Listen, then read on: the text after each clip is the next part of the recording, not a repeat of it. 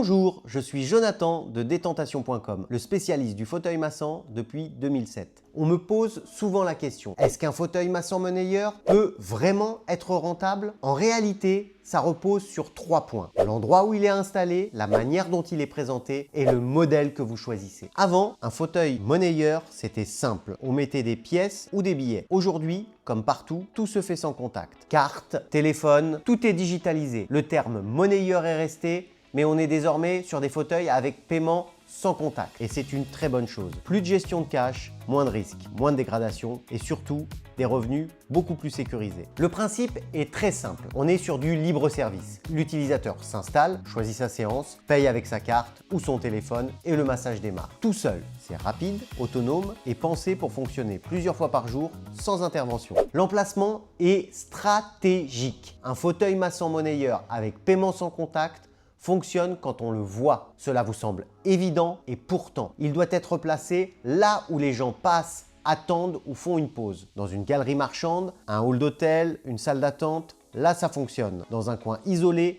il ne se passera rien. Plus il y a de passages, plus il y a d'usage. L'autre point clé, c'est l'intimité. On n'est pas dans une salle de repos en entreprise ou dans une chaîne de salles de sport, comme Basic Fit qui équipe ses salles de fauteuils massants. Dans un lieu public et de passage, la personne a besoin de se sentir un minimum tranquille. Un fauteuil très exposé, ça freine énormément. Parfois, il suffit de le décaler légèrement, d'ajouter une séparation ou d'avoir une coque enveloppante comme celui-ci. Ce petit détail change complètement l'usage.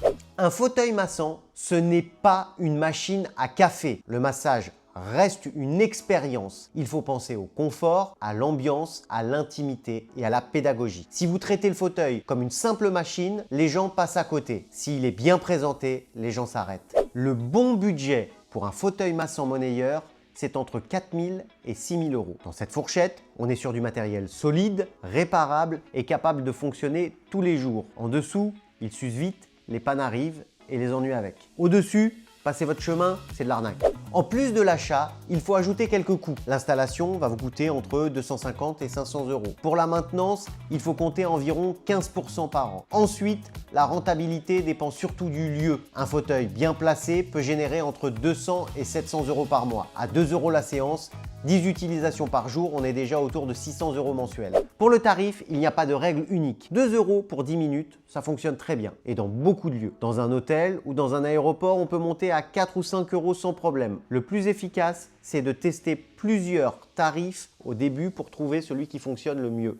Pour la location longue durée, je dis vigilance. Sur plusieurs années, on finit souvent par payer l'équivalent d'un achat sans jamais en être le propriétaire. La rentabilité n'est pas uniquement financière. Installer un fauteuil massant monnayeur avec paiement sans contact, c'est aussi un signal. Dans un hôtel, un commerce, un lieu d'accueil, ça montre qu'on prend soin des gens, ça améliore l'image et ça marque les esprits. Et point important, la clientèle internationale y est très sensible, très sensible. Beaucoup plus habituée à ce type d'équipement. Un fauteuil massant monnayeur avec paiement sans contact devient vraiment rentable quand il est bien placé, bien mis en avant et bien choisi. À partir de là, le fonctionnement est simple et l'amortissement arrive vite.